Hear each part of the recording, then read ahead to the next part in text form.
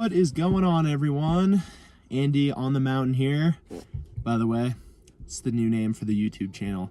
No longer Andy Tominski. It's going to be Andy on the mountain. So today what we're going to be doing is talking about my favorite backpacking, van life, just cooking stove, do it all stove here. This is the MSR WindBurner. This is the 1 liter version. So yeah, let's get right into it. Tell you guys why, some pros, cons, and what I think they could also update on the stove here.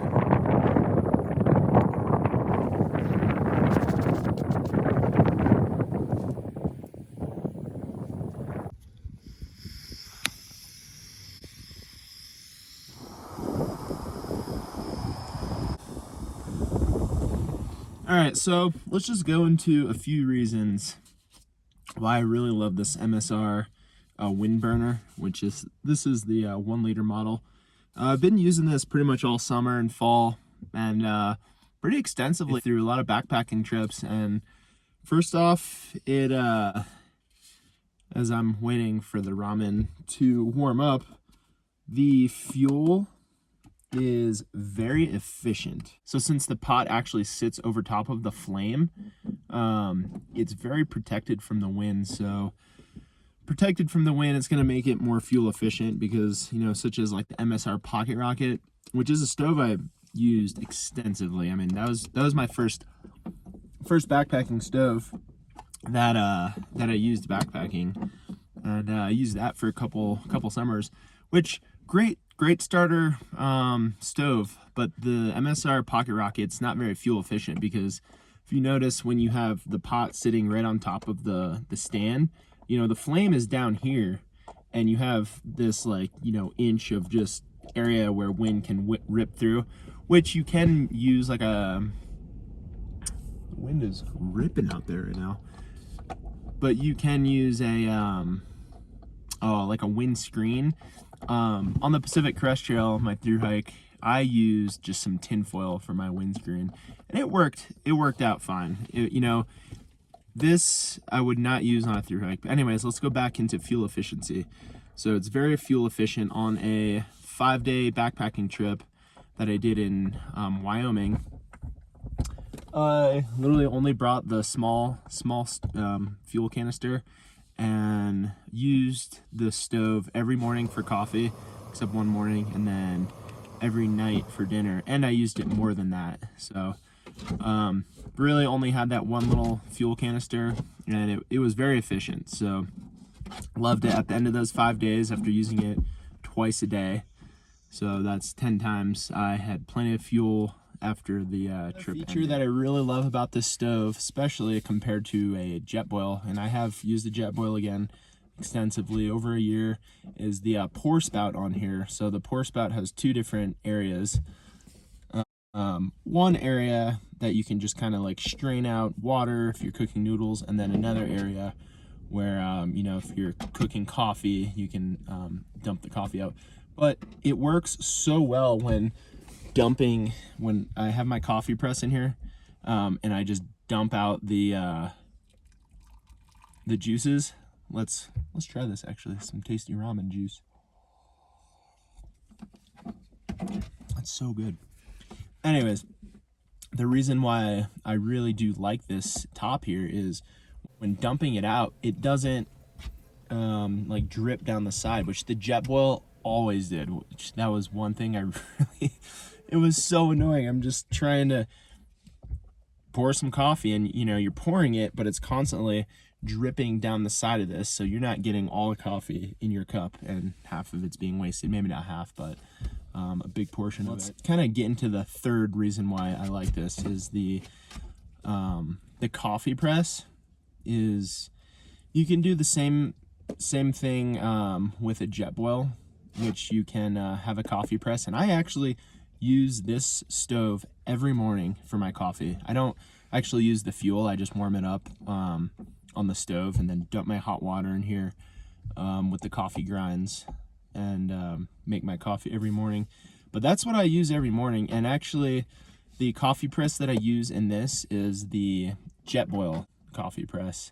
I had it previously with my last Jetboil and it worked perfectly in here, so I can't tell you how the MSR coffee press works, but I can tell you that the Jetboil coffee press works so well. I'll run a little bit of B-roll on the coffee press. So reason why I love the coffee press from the Jetboil is the around the perimeter here, there's rubber gasket, which prevents coffee grounds from escaping and kind of getting into your coffee. I also can't tell you about the MSR WindBurner coffee press because I have not used it. All right, let's go into another reason why I love the MSR WindBurner here is this mug on the bottom here. The mug on my previous Jetboil just didn't seat very well into the bottom of this, and it was constantly coming out. I actually ended up losing it somewhere along the lines, but the bottom here is great. So there's measurement marks, and there's 4, 8, 12 ounce marks, and also in milliliters, and that's great to use because, you know, sometimes when you're making the instant meals, you kind of need to know the measurements. And also, speaking of measurements, the inside of the WindBurner has measurements in liters, looks like ounces and liters. So that is very convenient to have when you're out there in the backcountry and you need to know how much water you need for your instant meal. Also, guys, before we get into the fourth reason why I love the MSR WindBurner 1 liter version, subscribe to the channel, really helps me out. It also helps out with the algorithms, and you know, if you want to share the video, that's cool too. Also, if you want to check back into previous videos, I have a ton of backpacking, winter camping, a couple Pacific Crest Trail through hiking videos, and yeah, just got some gear videos on there. So yeah, go ahead and check that out, guys. I'd really appreciate it. All right, and let's go ahead and get into the fourth reason why I really like this MSR WindBurner. All right, so number 4. This stove is very modular. When you buy the stove here, so it's gonna come with the stove here, and I have the giant canister on there, but also the pot, and then it does come with the lid, cup, and then it does come with like a little cleaning cloth. But so I used this all summer in the van. We lived in our van again full time, and this was our stove that we used. But we also had the cooking pot that you can put on top. You can also get a skillet, but the cooking pot was great. It has a non-stick surface, but it works really well in you know, cooking breakfast. We cooked potatoes, you know, diced potato, onion, made breakfast in it a lot, and all kinds of meals. And it does tend to want to burn things, but you just can put this on simmer on real low, and it does a really good job of cooking meals. All right, so let's get into a few cons of the WindBurner here. It's a little bit heavier than other stoves. I'm gonna post the weight below because I do not know. I think it's around 16 ounces. I could be wrong without fuel. Anyways, but what you're getting here is, you know, it's a little bit heavier weight, but you are getting a stove that is more fuel efficient. And speaking of fuel efficient, I haven't done any like experiments on it to see actually which one is more efficient.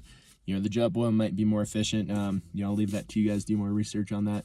But I believe that this is more fuel efficient. It just makes sense. It's more protected from the wind, meaning this water, whatever you're cooking inside of this, is gonna get hotter quicker.